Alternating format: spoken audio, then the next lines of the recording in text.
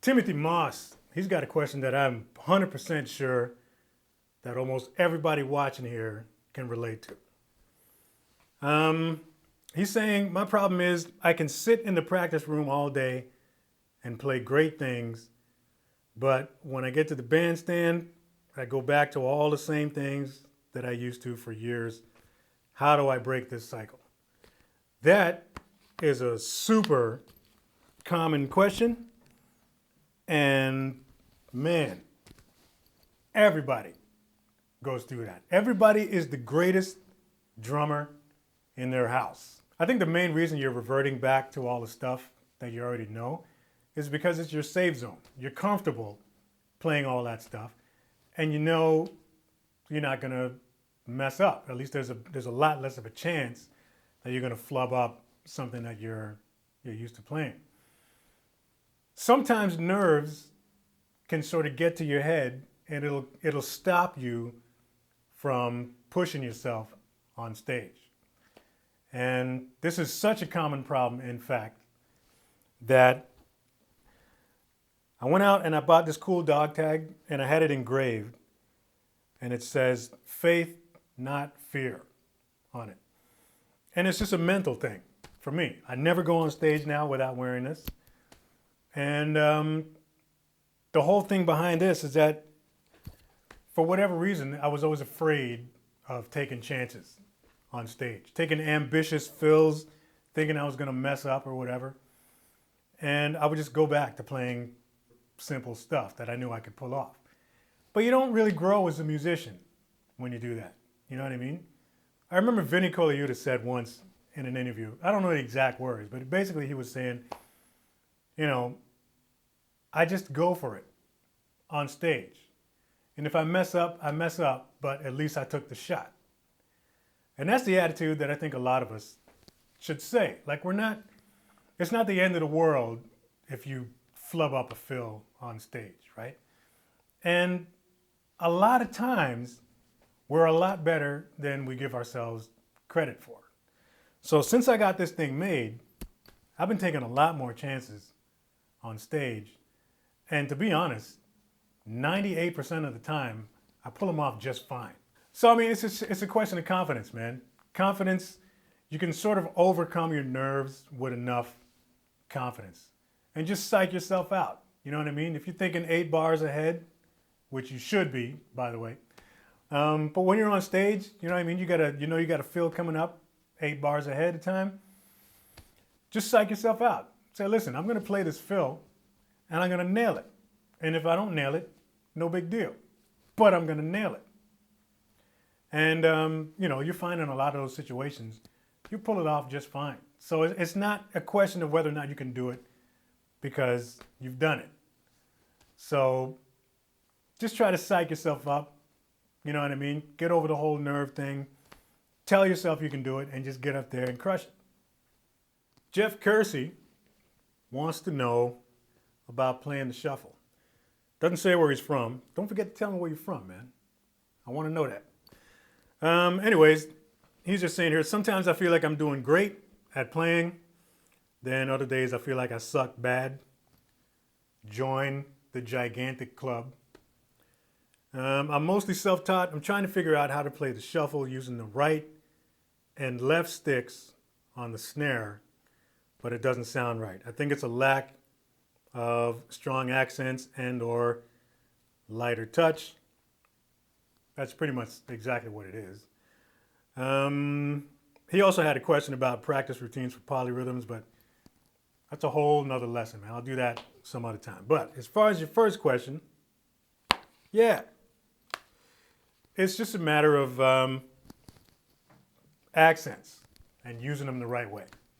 Now, I don't know what particular shuffle you were referring to, but I think this answer will pretty much cover all of them.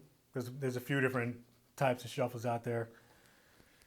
Blues, country, you know what I mean? There's a Rosanna shuffle. There's all kinds of different, like halftime shuffles, whatever. This little exercise I'm going to show you pretty much applies to all of them. So this is what I want you to do. It's real simple. While you're sitting there in your leisure time, get a practice pad in front of you. And what you're going to do is you're going to practice shuffling with the right hand. And all you're going to want to do is, like there's two strokes happening there. And basically what you're doing is you're playing the first one and you're snapping the second one. So you're kind of bringing these last three fingers up, bringing that butt end up towards your palm to get that second one out. 1, 2, 3, 4. So it's that 1, 2, 3, 4. 1, 2, 3, 4. That kind of thing. 1, 2, 3, 4. 1.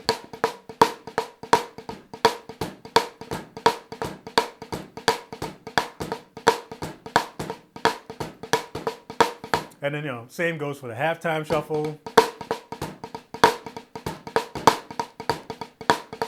So you just got to get used to that whole thing. So again, grab a practice pad, play that first stroke, snap the second one. 1, 2, 3, 4. 1, 2, 3, 4. Get that motion down. Start slow. Give the muscles a little bit of time to learn what they need to do, and then gradually work your speed up. And then next thing you know, you're playing the shuffle. So that's probably the most difficult one out of the options that you have to play the shuffle on the snare with two hands. Another way to play it is one that I use all the time. It's super simple and it's the easiest out of the options. And all it really involves, man, is just playing, I guess, a bit of a single stroke. And you're just going to accent the 2 and the 4 with the right hand. So all you're going to do, if you want to start with a flat single, just so I, for demonstration purposes, it's just like this. 1, 2, 3, 4, and then you shuffle it. And then you add the backbeat.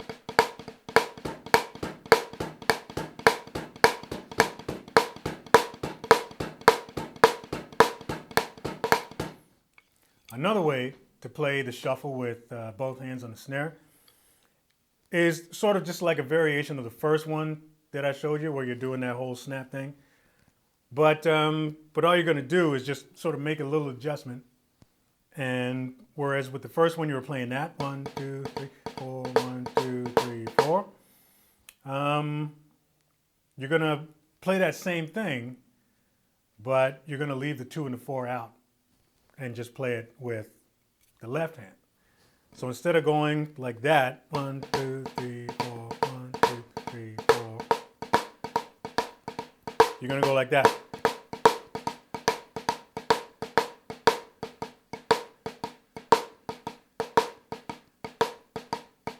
Makes it a lot easier to play that. And if you keep your hand steady, it kind of looks like you're doing the first way I showed you anyway. You just don't hear that note because that backbeat is being played with the left hand.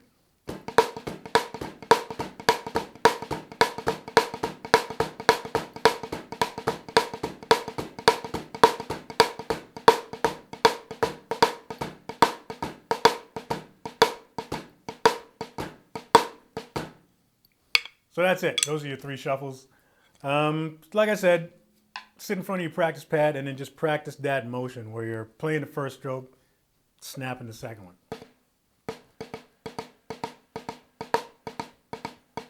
Gradually work your speed up, and then you're cooking. Adam Cothran, I think I said that right. He's got a question about getting stuck on songs while you're trying to learn them. So just saying here, I was wondering what songs you've gotten stuck on while trying to learn them. I know for me, getting stuck on a Dream Theater song is common. True. But I found myself getting stuck on seemingly simple songs for about 2 months now. I wonder if this happens to more professional drummers too, and what your methodology is for breakthrough. Yeah, that's happened to me plenty of times.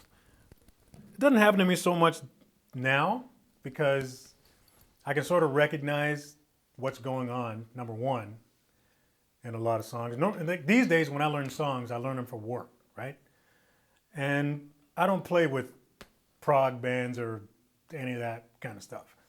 And the simple stuff is always super simple. Like I spend more time just learning the arrangement than actually learning what's going on in the song, because these days it's not that tough anymore. But when I was learning, yeah, a couple of things that you can do to help you out. If you actually luck out and maybe the drummer for the song you're trying to learn has some kind of instructional thing going on where they're explaining a certain technique, sometimes you might catch something out of one of those videos that'll help you to figure out what it is he's doing in the song. Another thing that you can do is try to find a live video of whatever it is you're trying to learn. This is something that I did, and sometimes it actually helped because I learned by watching. I got to see what's going on. So sometimes you can find, a live version of that band doing it, and if you catch the right camera angle at the right time, you might be able to actually, see how he's playing, what it is you're trying to figure out.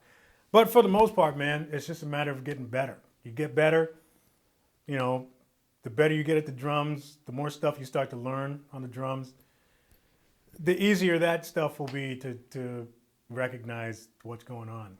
Professional drummers don't really deal with that so much anymore because, truth of the matter is you're not going to be playing with a band like Dream Theater unless you can cut it. So that's not an issue. And, for other things, as far as the simple tunes go, we spend more time learning arrangements and things like that than figuring out beats and all that kind of stuff. By that point, we already know what's going on. So it's just a matter of learning the song itself and not so much what's going on inside it. So anyways, I don't know if that helps you out or not, but yeah, that's really the only way to get over that hump is to just get better. Thanks for your questions. Send them to askbeatdown@gmail.com. We'll see if I can get them on a future episode. Don't forget to mention where you're from because I want to know that. All right? Like, subscribe. See you in the next video.